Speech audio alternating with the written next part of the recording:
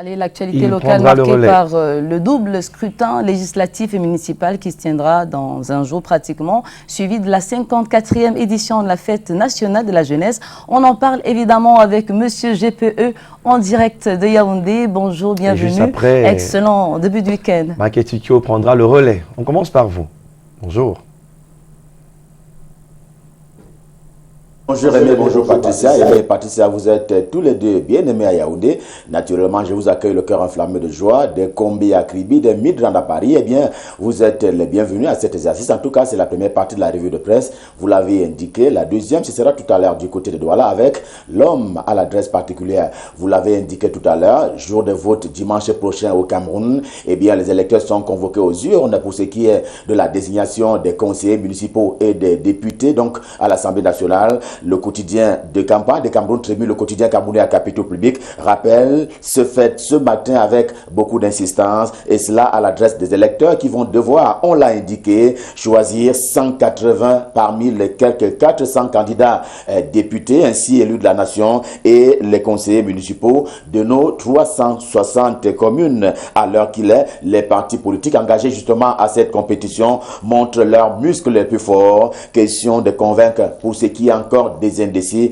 eh bien, c'est la campagne qui bat dans son plein et va courir jusqu'à demain quand il sera dans minuit. En tout cas, c'est l'heure et le moment légal. Pour le cas du RDPC, le Rassemblement démocratique du peuple camerounais, l'action, le journal de ce parti politique est également en kiosque ce jour. Il parle et trace la dernière ligne droite en ceci que les ultimes meetings du RDPC ont lieu demain samedi. Le secrétaire général Jean Couté, SG du comité central de ce parti politique, lui-même mouille d'ailleurs le maillot.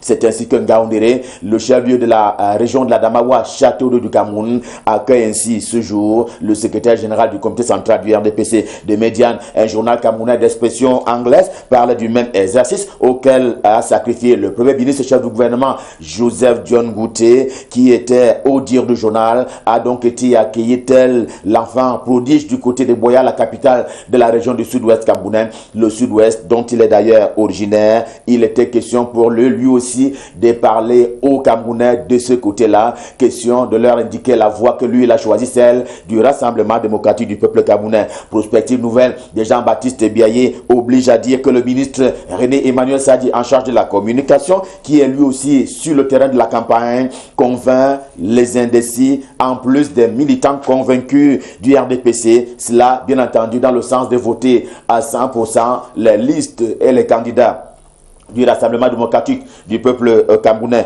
Autant le dire, René Emmanuel Sadi était en Tui et à Ebebda, entre autres lieux et sites où il s'est rendu. Question donc d'haranguer les foules, question justement de parler aux militants de son parti politique, le RDPC, dont il fut d'ailleurs secrétaire général du comité central. Le soir, quant à lui, dans le maillot de Sanaga, nous sommes dans la région de l'extrême nord, en compagnie du docteur Manaouda Malaché, c'est le ministre en charge de la santé publique du Cameroun.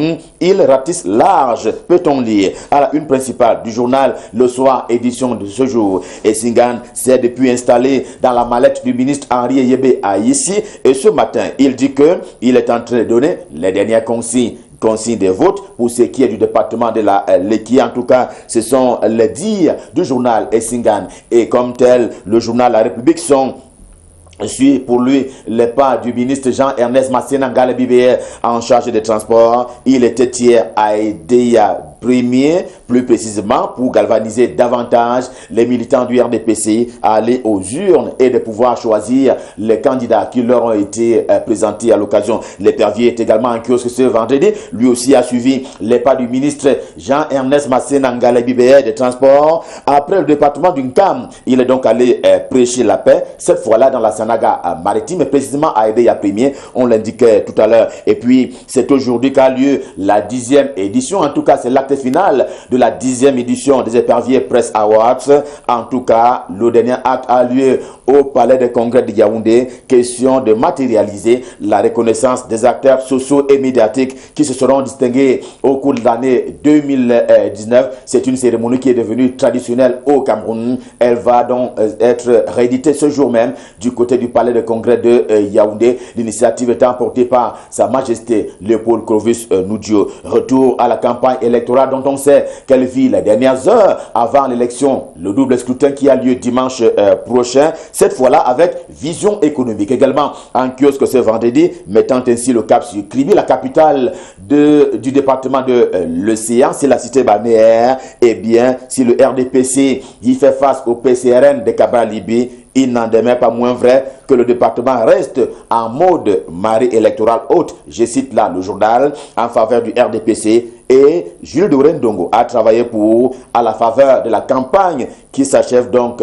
demain comme dans les autres départements du Cameroun. Cependant, apprend-on du journal L'Araignée également en kiosque ce vendredi, eh bien le choix de certains électeurs a été rangé pour ce qui est notamment du cas de la Mefou et Afamba. C'est l'un des départements de la région du centre, alors qu'on n'a pas fini de parler du cas de Roger Belinga, l'ancien maire d'Infou. Voici que surgit cette correspondance adressée au secrétaire général du comité central du RDPC. Elle dénonce, apprend-on du journal, la volonté du ministre en charge du commerce, Luc Magouar Baga Tangana, à vouloir imposer son SP comme maire d'Nkol Afamba. Et voilà une dénonciation qui est portée au devant de la scène médiatico-politique chaud devant. Une fenêtre, juste une fenêtre ouverte par le journal et qui nous permet justement de voir l'intérieur de la chapelle d'Nkol Meyan où triomphent les œuvres de la foi. En tout cas, l'abbé Louis-Marie Bala y travaille pour la pastorale des malades, l'intensification de la prière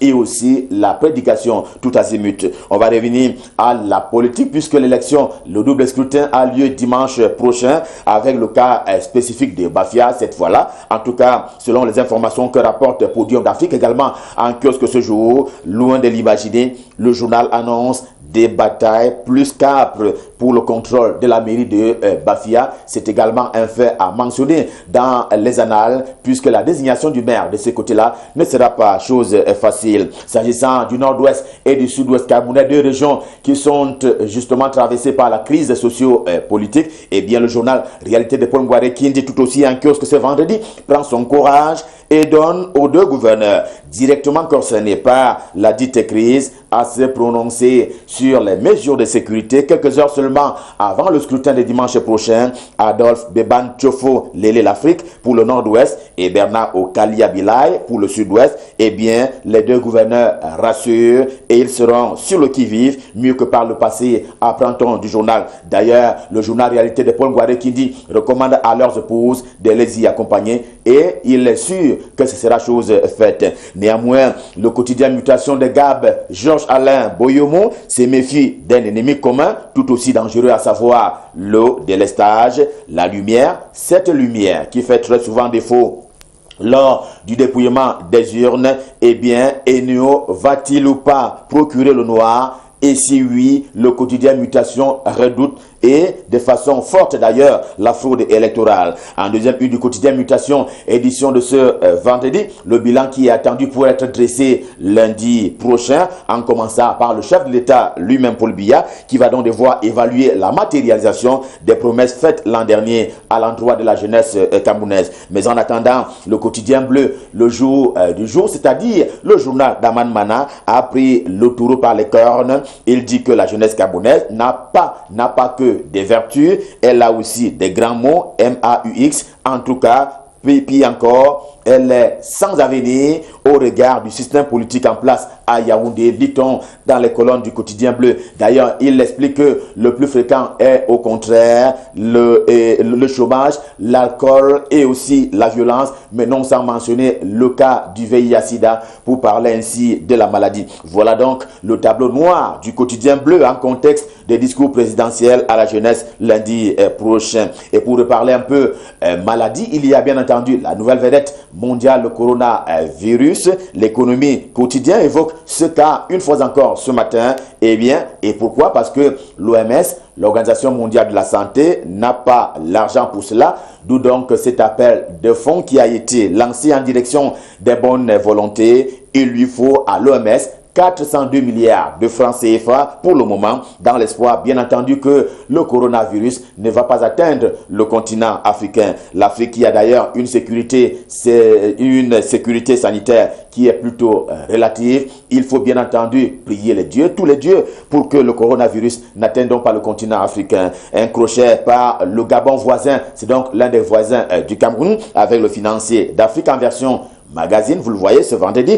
Question de montrer l'importance de ces sujets, ceux qui sont traités ce matin dans cette édition, j'allais dire spéciale. Par exemple, Julien Koré Bekale, c'est le premier ministre gabonais qui a d'ailleurs déjà déclaré ses biens auprès de la Commission nationale de lutte contre l'enrichissement illicite du Gabon. Un an après être arrivé à la tête du gouvernement de la République du Gabon, eh bien, le journal dit son bilan plutôt positif. Positif est aussi le bilan du top management de la Camwater, c'est une entreprise camerounaise. Cet avis est du journal Repère, vous le voyez, Repère, l'hebdomadaire en kiosque ce vendredi. C'est le journal de feu Richard Tuna Ombe qui dit que les contre-performances de cette entreprise relèvent désormais du passé, malgré justement les cas, quelques-uns en termes de recrutement, pour parler ainsi des cas de corruption qui subsistent encore dans le circuit de production, à la fois des factures, mais dans le fonctionnement interne de la maison. Mais tout est au mieux, pratiquement dans le meilleur du monde possible. C'est cela qui fait d'ailleurs l'objet d'une lutte acharnée de la part de Célestine Kecha Cortés, en charge du développement urbain et de l'habitat, pour ce qui est de la mise en forme justement du plan d'urgence triennal. Le journal Censure, vous le voyez en une principale édition de ce jour, ouvre une brèche. Cette brèche, question d'évaluer les travaux d'entretien de voiries et de construction d'ouvrages d'art. La triche n'a donc pas de place dans ce processus, avertit justement Célestine Kecha Cortés. Bien qu'électoral, le week-end qui commence le soir pour certains et dans l'après-midi pour d'autres, eh bien, le journal estime qu'il faut le consommer ce week-end. D'ailleurs, week-end, c'est le journal People de la Sopecam en kiosque ce vendredi, a déjà la tête à la fête du 11 février 2020. C'est donc un long week-end qui s'annonce. Allez, on va dire, allez simplement et allez avec vos bulletins de vote. L'élection, c'est dimanche prochain. Revue de presse, Made in Yaoundé, édition de ce vendredi. Stop fin, le cœur enflammé de joie. Nous vous avons servi en vous souhaitant un bon week-end. On l'espère long. On se retrouve mardi ou mercredi prochain pour la revue de presse Made in Yaoundé. Pour le moment, prenons la direction de Douala. Question d'y retrouver l'homme à l'adresse particulière. Michael Tipkio bien en place pour la suite et la fin de la revue de presse. Bonjour Michael, c'est à vous à Douala. Bonjour Ghislain Pierre, le quotidien La Nouvelle Expression nous parle ce matin encore d'élections législatives et municipales au Cameroun. Le journal de Séverin Tchunke choisit de nous montrer une sorte de cartographie de zones justement où la bataille sera rude le 9 février prochain. Des candidats aux élections législatives et municipales, et au moment où les électeurs s'apprêtent justement à aller aux urnes, La Nouvelle Expression fait le point sur ces circonscriptions où la campagne a donné un avant-goût de ce qui pourrait sortir des urnes dimanche prochain. Revue des tableaux et des acteurs justement de cette bataille à retrouver dans le quotidien La Nouvelle Expression en kiosque aujourd'hui. Et un secteur également, ou alors ici, circonscription où la bataille sera effectivement très rude, c'est la commune arrondissement de Douala 3e, cette circonscription électorale dans laquelle le RDPC et le SDF se battent. Ce ne sera pas sûrement une balade de santé. Le RDPC justement qui caresse l'espoir de prendre le contrôle et la gestion de la mairie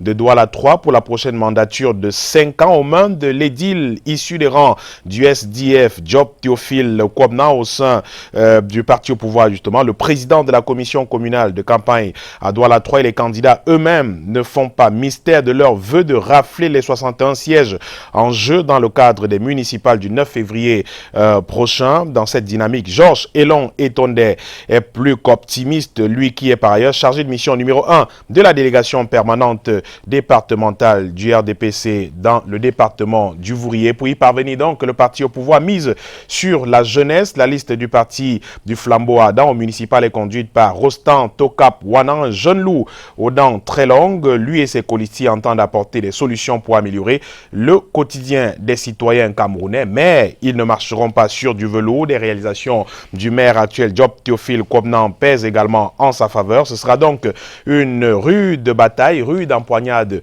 effectivement entre le RDPC et le SDF à Douala, 3e lors de ces élections. Le quotidien Le Messager également en kiosque ce jour s'interroge effectivement sur ce qui se passera le 9 février prochain. Ce sera finalement un simulacre d'élection ou alors un boycott actif, un boycott plein porté par les populations. La question est à la grande une du journal Le Messager en kiosque aujourd'hui qui nous propose la tribune de Christian Djoko, enseignant d'université camerounais basé au Canada, qui revient sur les raisons d'être de boycotter ce scrutin. Pour lui, il ne fait aucun doute que le RDPC s'en sortira avec une large et brillante victoire aux élections législatives et municipales du 9 février prochain. Il ne se lasse pas d'ailleurs et il ne se retient pas justement d'ailleurs d'adresser ses félicitations au parti au pouvoir qui est d'ores et déjà vainqueur de ces élections. Selon lui, il ne fait aucun doute.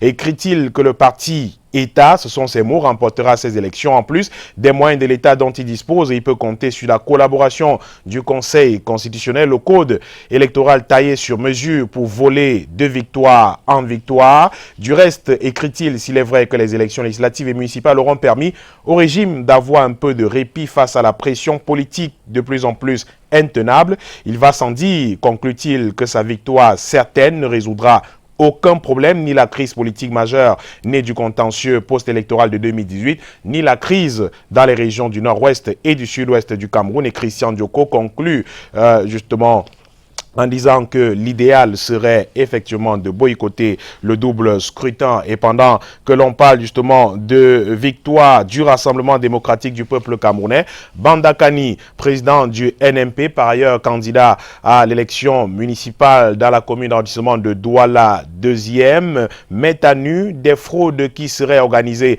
en ce moment même avec la contribution des chefs de quartier, des fraudes organisées par le parti au pouvoir avant même le jour du scrutin. Il appelle ces populations à tourner le dos et à ne pas répondre à ces appels à la fraude avant le scrutin du 9 février prochain. Bandakani s'est allié en une page dans un entretien accordé à Rodrigue Tchokoa du quotidien Le Messager en kiosque aujourd'hui. Cependant, l'œil du Sahel, le tri-hebdomadaire régional d'information du Nord Cameroun, nous apprend qu'ils sont plus de 2 millions attendus aux urnes dans les 3 régions septentrionales du Cameroun pour les élections législatives et municipales du 9 février prochain.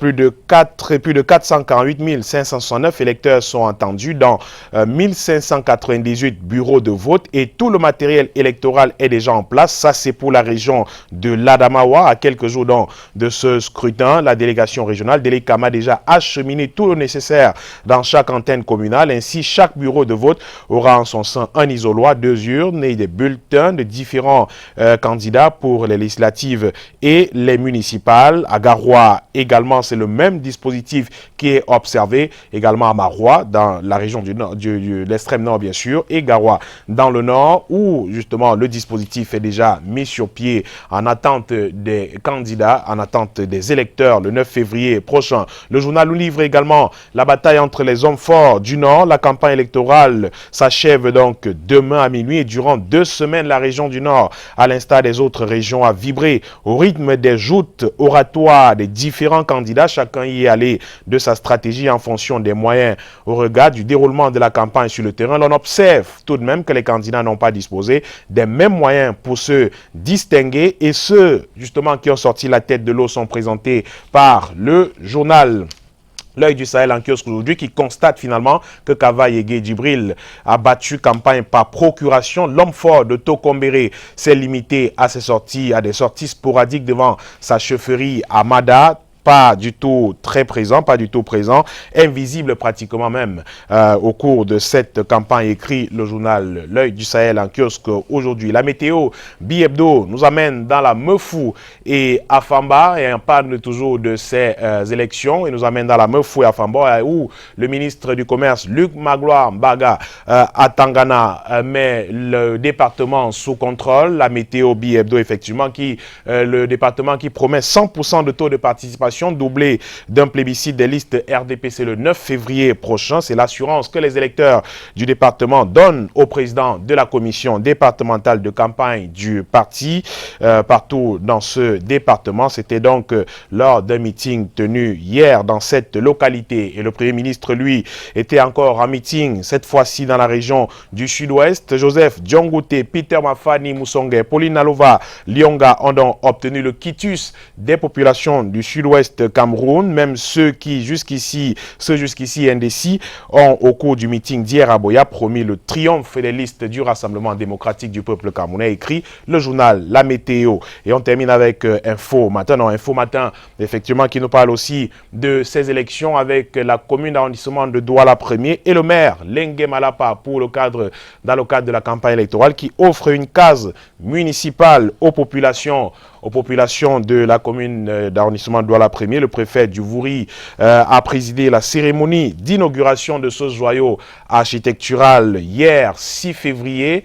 Le quotidien Info Matin qui nous rapporte cette information ce matin, qui nous parle aussi de politique éducative de Paul Biya à sa une. L'État qui recrute plus de 6000 instituteurs en 2020 grâce au financement de 60 milliards de la Banque mondiale, dont la mission conduite par son directeur des opérations pour le Cameroun, Abdoulaye Seck, a été reçu à Yaoundé par le ministre de l'Éducation de base, le professeur Laurent Serge Etundingwa. Et on termine, on referme cette revue de presse avec West Echo qui nous parle de la bataille pour ces élections à Bafoussam 1er, la sortie du MRC ou alors le refus de participer à ces élections du parti de Maurice Kamto, le mouvement pour la renaissance du Cameroun. Fait-il finalement les affaires du Rassemblement démocratique du peuple camerounais dans cette circonscription? Le journal West Echo ce jour semble affirmer plutôt que la non-participation du MRC fait donc les affaires du parti au pouvoir, le Rassemblement démocratique du peuple camerounais, avec son candidat, le candidat en lice justement dans cette circonscription électorale. Et le journal donne également la parole à l'actuel délégué du gouvernement auprès de la communauté urbaine de Bafoussam, qui dresse son bilan de 10 années passées à la tête de la communauté urbaine de Bafoussam. L'homme qui lance justement que le président de la République a beaucoup aimé la ville de Bafoussam. Il a d'ailleurs tout donné à cette ville. L'homme dresse son bilan dans les colonnes du journal West Echo ce jour, lui qui a trouvé une communauté urbaine qu'il a bâtie, sortie justement des fonds baptismaux. Il parle par exemple de l'appurement total des arriérés de cotisations sociales à hauteur de plusieurs dizaines de millions de francs CFA à la communauté, l'appurement progressif des dettes dues aux prestataires par l'ex-commune urbaine de Bafoussam, des dettes justement que l'homme a retrouvées à son arrivée en cette place, la mise en place d'une plateforme de collaboration tripartite tutelle, communauté urbaine et les communes d'arrondissement, la création d'un service de sécurisation des recettes communales, et en termes de réalisation sur le terrain, pas de l'aménagement des chemins piétons dans l'enceinte de la communauté urbaine, la construction de locales pour l'administration, la construction d'un pont définitif en béton armé, de nombreuses réalisations également à mettre à l'actif d'Emmanuel Zété, le délégué du gouvernement auprès de la communauté urbaine de Bafoussam, qui dit parti tête haute après plus de 10 années, près de 10 années justement passées à la tête de la communauté urbaine de Bafoussam sous la confiance du président de la République. Bernard Fongan qui va également construire un bâtiment pour les élèves dans cette localité de Baham. Il promet cette construction lorsqu'il sera justement élu à l'issue du double scrutin du 9 février prochain. C'est à retrouver également dans les colonnes du journal West Echo en kiosque ce vendredi. Merci beaucoup, Michael Tipio. C'est un devoir citoyen qu'on devra remplir pratiquement dans un jour. Il s'agit donc de ce double scrutin, à la fois municipal et législatif. On sera rendu notamment au 9e jour du mois de février pour le compte de l'année 2020. Et cette date marque la naissance d'une reine. Vous le savez, elle s'appelle donc Oriane Gabi Wegan. Elle est une grande fidèle de Canal Matin qui nous regarde tous les jours depuis Bambili. On est dans la partie nord-ouest du pays, et bien sûr, Bambili, c'est clair. On a le commissaire de police Patricia Chamen qui est aussi une grande fidèle en service à la police des polices ici même à Douala. Et puis le commissaire ou la commissaire de police Leilatou Mbanga qui est en service à Guider dans la région du Nord, qui est une grande fidèle de l'émission. On rappelle que ce jour nous célébrons les Eugénie. Eugénie, bon, peut-être toutes les Eugénies qui nous regardent, hein, je n'en connaît pas particulièrement. Alors, ce qui est bien, c'est quand ton jour anniversaire coïncide avec le Saint Patron. Et Jenny Moussoua, qui nous regarde ce matin, je voudrais lui souhaiter un happy birthday. Bon, après, les parents n'ont pas cherché loin, le prénom du calendrier. Happy birthday à toi, Jenny. Elle a traversé un moment très difficile. Et Dieu merci, elle se remet tout doucement. Jenny Moussoua, qui est dans l'hôtellerie, et puis directrice d'exploitation. Et nous allons rappeler que Michael, au-delà des génies que nous célébrons aujourd'hui, je voudrais bien savoir, vendredi, on termine la semaine, et dimanche, il faut aller voter. Vous avez déjà votre choix de vote, au-delà d'être journaliste, vous êtes d'abord un citoyen camerounais. Ça va se passer comment entre couverture, sur le terrain, avec des programmes spéciaux à partir de l'ouverture des bureaux de vote? Ça se passe comment votre journée très mouvementée de dimanche? Vous l'avez dit, hein, journée marathon, et puis on part de la maison le matin, et puis on s'assure d'abord de voter, s'il faut voter effectivement, d'aller voter d'abord. Et ensuite, effectivement, on commence la course vers les différents bureaux de vote pour rendre compte à nos nombreux téléspectateurs de ce qui se passe. Effectivement, c'est de ça qu'il s'agit. Donc, ce sera une journée difficile peut-être, mais on va s'y faire. On va se mettre justement au service de ceux qui nous regardent et tout pour leur rendre compte de ce qui s'est passé tout au courant de la journée. Je crois que ce sera un peu ainsi avec des programmes, bien sûr, des programmes spéciaux qui seront qui sont conçus et qui seront présentés sur notre antenne pour faire vivre justement minute by minute à nos téléspectateurs ce qui se passe à travers le pays, pas seulement pour le compte de la ville de Douala, mais à travers le pays, effectivement. Oui, effectivement. La rédaction de Canal 2 dans toutes les régions du pays et même au-delà de nos frontières. Tout à fait. C'est clair, ça s'appelle être un citoyen modèle. Bah, c'est clair qu'au-delà, puisque le lundi, on sera rendu au 11e jour du mois de février pour le compte de l'année 2020 et on célèbre donc là. 10e jour lundi. Ah oui, c'est clair. Et c'est le 10 qui a match. Je vais parler justement du 11 février parce que ça marquera donc la 54e édition, célébration de la fête nationale de la jeunesse. Et j'aimerais bien que vous touchiez un ou deux mots à l'endroit de cette jeunesse. On l'a dit dès l'entame de l'émission, c'est une jeunesse qui émet des cris de détresse à travers cette violence qui monte en puissance dans nos différents, évidemment, milieux scolaires. Qu'est-ce qu'on peut dire ce matin à cette jeunesse ? Mais écoutez, peut-être plus de responsabilité, mais je crois que la personne la mieux placée pour parler à cette jeunesse, c'est bien sûr, et là je rentre encore dans le cadre de ce que disait Aimé tout à l'heure, le président de la République qui s'adressera justement à cette jeunesse le 10 février, peut-être un appel à plus de responsabilité comme d'habitude d'ailleurs, hein, et puis peut-être également écouter les cris de détresse, vous l'avez dit, de cette jeunesse-là qui parfois croupit dans des difficultés, de nombreuses difficultés, et peut-être des promesses d'emploi encore. Hein. On attendra de voir, effectivement, lors de ce discours du 10 février prochain. Donc, on attend impatiemment également le discours, l'adresse du chef de l'État. Donc, mardi 11 février. Alors, parce que... Ce sera lundi le 10, lundi au soir. Lundi le 10, enfin, le discours, bien entendu, c'est mardi le 10. Lundi, le 10. Lundi. Et pas. C'est trop d'inspiration. C'est l'allure de. C'est le week-end, c'est normal. Baba Michael, ce matin. Assalamu alaikum à la communauté musulmane. Hein. On va sortir peut-être votre tenue avec, sur le plan large, on va voir cette chaussure, Spadri, faite 100% camerounaise. Et il m'a demandé vos mesures. J'aurai le bonheur de partager pour la prochaine fois. Merci à Blondot Style. Hein. C'est simple, c'est s'habille local. Ouais. Et puis, mardi et lundi, il ne sera pas avec nous, c'est jour férié, il n'y aura pas revue de presse. Donc on va prendre congé de Michael et de J. Saint-Pierre et Sono. On se retrouve mercredi, c'est loin, mais bon, on va s'y faire. Lundi est pont, donc pas de travail, et mardi sera férié. Mais nous, on sera au boulot, puisqu'il n'y a pas de repos pour les hommes de médias. Absolument. C'est clair, on vous souhaite beaucoup de chaleur dans le cœur, évidemment. En attendant, on sera en pleine veille de la Saint-Valentin. Ça promet des choses, des étincelles pratiquement, Michael. Beaucoup de couleurs à vous, et surtout en mode caliente, parce qu'on va y aller avec Talia, Amor a la Mexicana, et bien sûr, Kaoma, Tago, Mago. C'est la chanson du cœur, en tout cas aujourd'hui. Excellent week-end à vous, portez-vous comme un charme. Portez-vous bien aussi, je vous souhaite un très bon week-end à vous, Patricia et Aimé. Merci. On se prend cette transition en vous rappelant que juste derrière, c'est les éphémérides parce que vous le savez, chaque jour est une date historique dans le monde. C'est tout de suite.